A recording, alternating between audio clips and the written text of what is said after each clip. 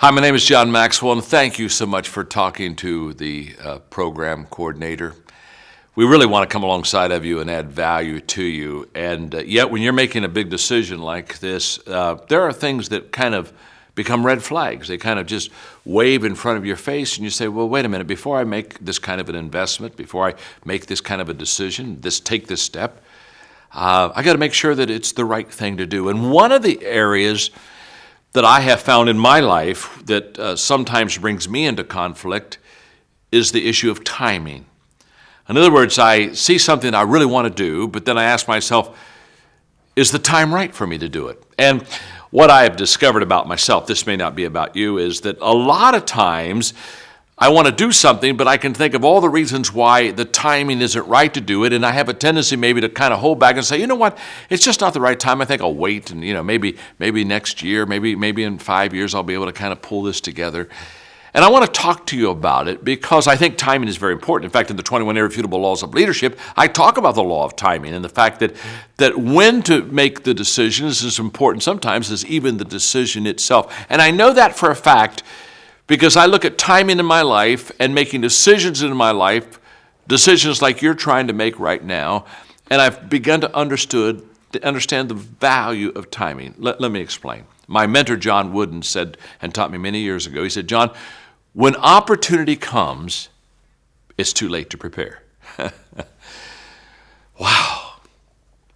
You cannot believe how that statement has helped me so many times. In other words, he said, whenever the opportunity comes, if you aren't already kind of ready to do that or take action, that opportunity doesn't just stand still and says, okay, I will be there for you for the next 3 years, and anytime you kind of get in the mood, come back and approach me again. No, opportunity is like a window of a passing train. You're just looking out for a moment, and you got it, and you see it, and then you're moving on. You're gone, either in a positive or in a negative way. And I decided when I heard that statement, he kind of taught me about when opportunity comes, it's too late to prepare. I determined that there would be 3 areas that I would always be prepared in. And if you'll let me, I'm going to talk to you about those 3 areas because I think this is going to be very helpful to you. Whether you become a coach or a speaker or get engaged with me in this journey or not, I think the 3 things I'm going to give you are just going to be helpful to you. And that's what I always want to be. I want to be helpful to you. I want to add value to you. So there are 3 things that I've always said, okay, Maxwell, always be prepared in these 3 things. 1 is family, 2 is faith, and 3 is my future. Now, I'm going to very, very briefly talk to you about family because that's very important to me. In other words, I've always said whenever there's an opportunity to help my spouse, my children, my grandchildren, whenever there's an opportunity for me to advance them, to make life better for them, to help them learn something, to expand their world, I am not going to hold back. I'm going to invest in that opportunity because family, that's the most important part of my life. And I'm not going to talk to you long about faith because this is a very personal thing, and I'm not trying to push my faith on yours. That's not what friends do. So please just be patient with me, but faith is important to me. My walk with God is very important to me.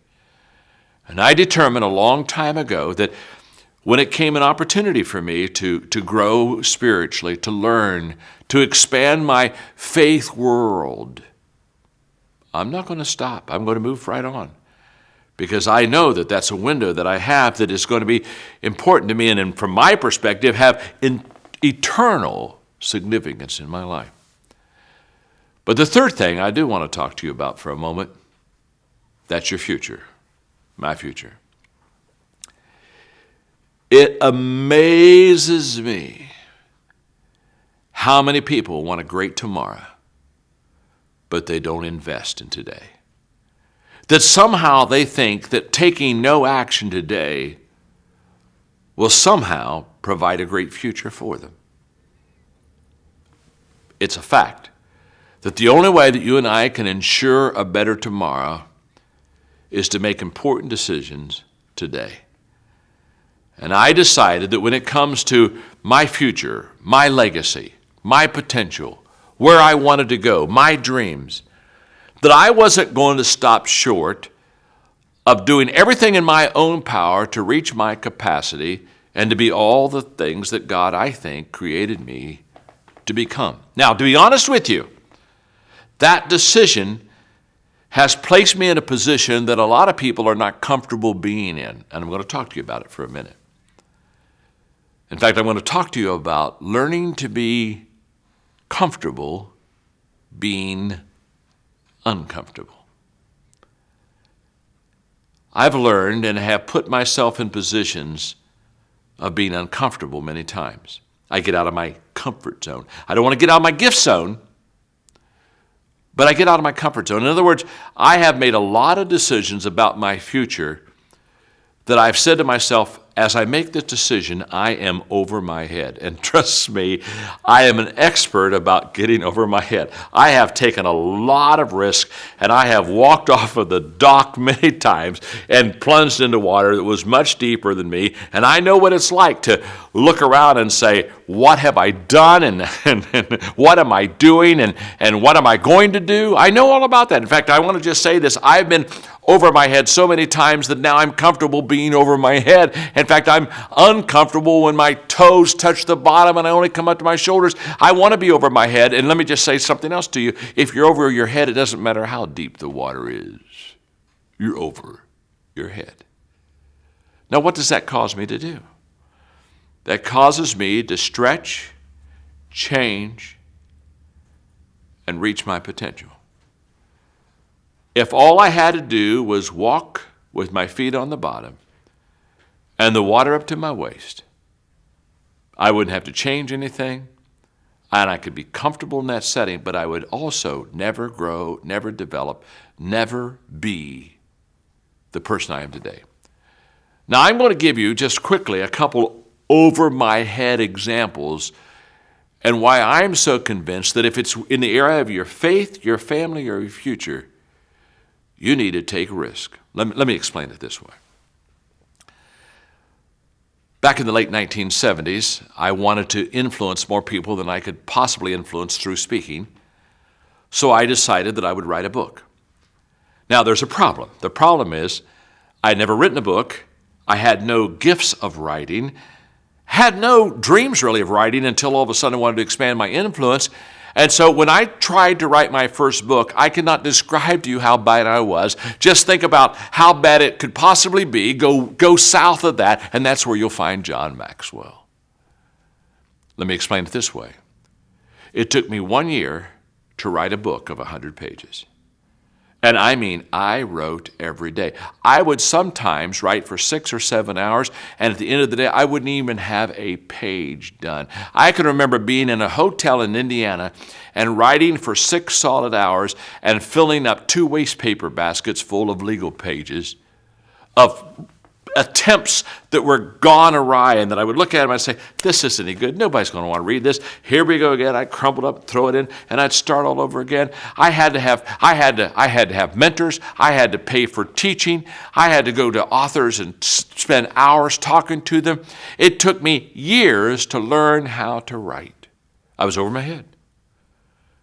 But if I would have waited for the ideal moment, or for the ideal gift to hit me, or for the ideal book kind of idea to be mine, I would have never written my first page, and I would have never written my first chapter, and I would have never written my first book, and I would have certainly not have written 60 books. I was over my head. But I was willing to go forward. I was not going to miss the window of opportunity.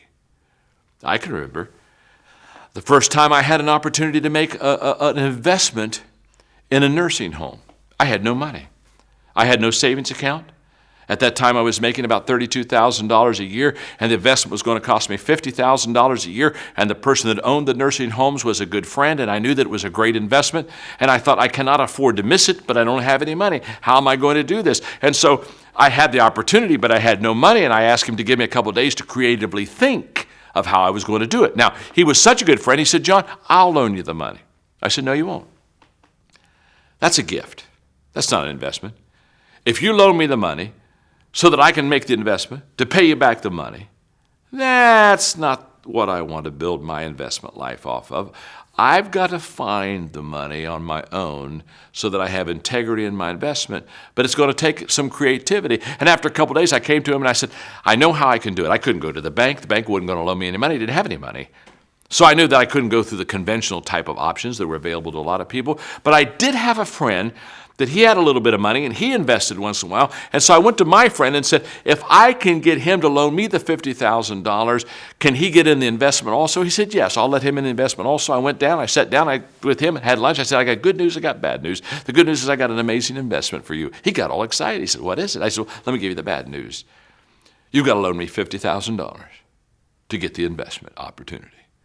We talked about it. We laughed. He loaned me the $50,000. I made the investment. And over the next 3.5 years, every penny that came off that investment went straight to Skip.